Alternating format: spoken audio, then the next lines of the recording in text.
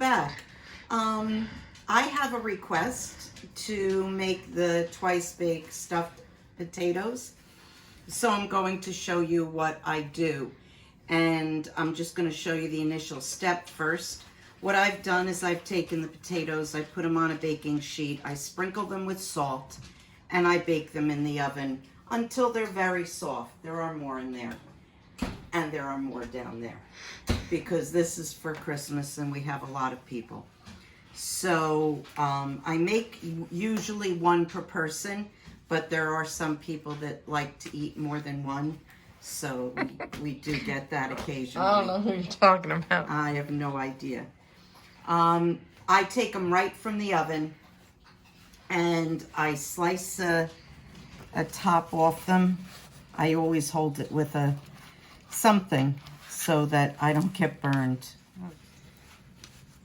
So what I do is I take each potato and I make sure that they're soft, and I just scrape out, and I like to get down as close as I can to the inside of the potato, to the skin.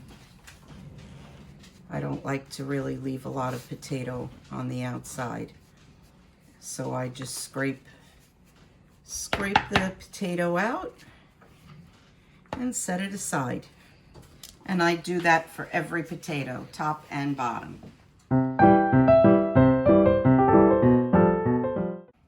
I have 28 russet potatoes here.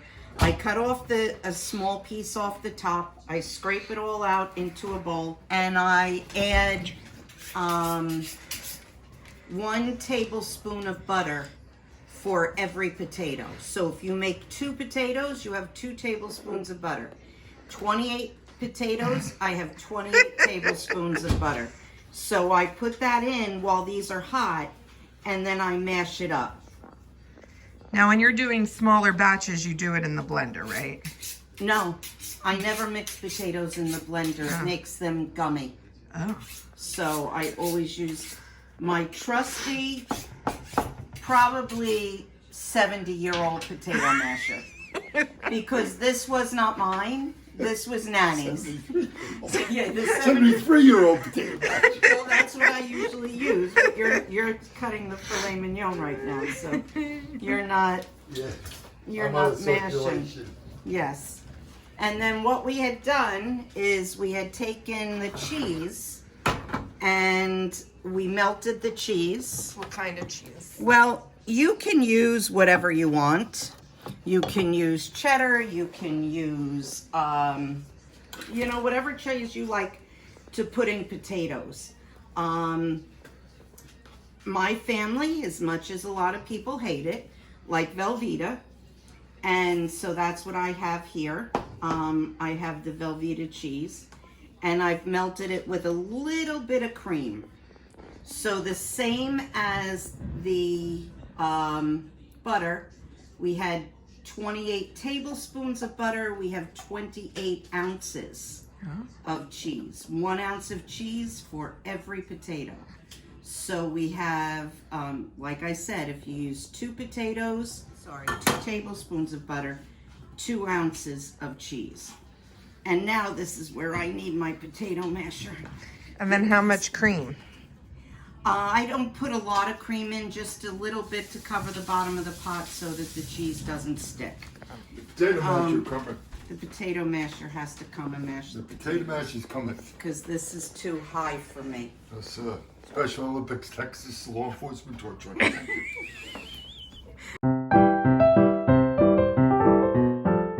You have to get the edges good too, because you'll see like a lot of clumps along the edges.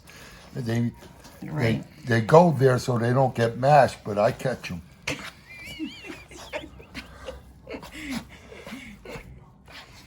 You also have to go all the way to Yeah, the you have to bottom. go all the way to the bottom, which this is a deep bowl. That's why I have you doing That's this. why I'm a deep, because I got longer arms. I was like, this is a family show?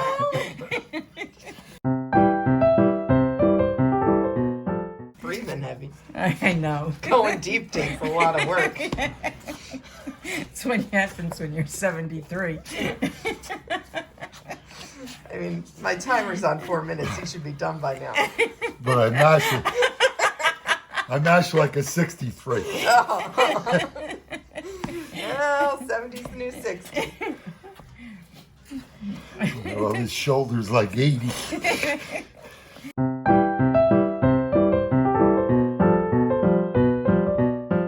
See, it starts getting really thick and gooey, and that's why I have trouble mashing it. See all this that's underneath? That has to all be mashed in. All of that. Those potatoes are not mashed yet. And this is why we're married to 46 years. Not really. No, it's the going deep part.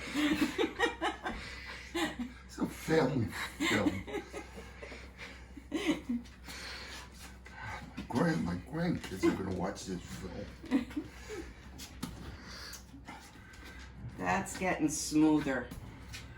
Yes. I could see it. It's working now. See, now it's a little thick, so I'll add a little bit more cream to it to make it a little smoother. Of course.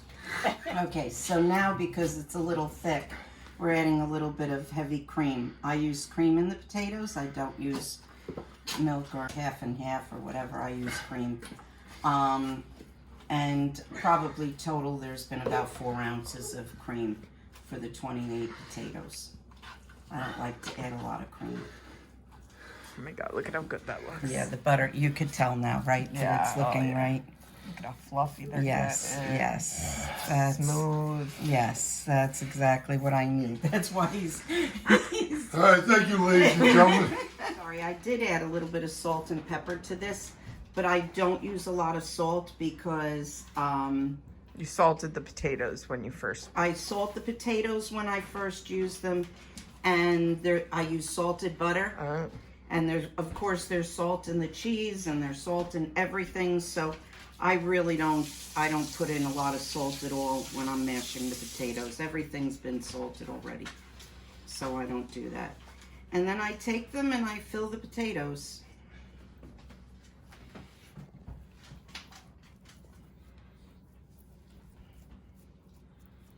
And that's it. And then after all the potatoes are filled, I sprinkle the top with a little bit of paprika. And now I will put them in the refrigerator. Second bake them, they start to puff up. They rise out of the shell and they start to puff up and they get a little golden brown. Because I bake them from cold, from being in the refrigerator, I probably bake them about an hour the second time, maybe a little bit longer. So I fill them first and then I'll go back and add to them if I find that I need to add any more, or if I have extra potato or filling. Then you could, like everybody does with potatoes, baked potatoes or whatever. You could put a dollop of sour cream on the top. You could add bacon bits. You could add whatever you want. Like I said, you can use whatever cheese you like. And this is it. I'm going to say it's very easy. It's time consuming. It's a very easy recipe to make, especially when you have a professional potato masher. Merry Christmas. Merry Christmas, everyone.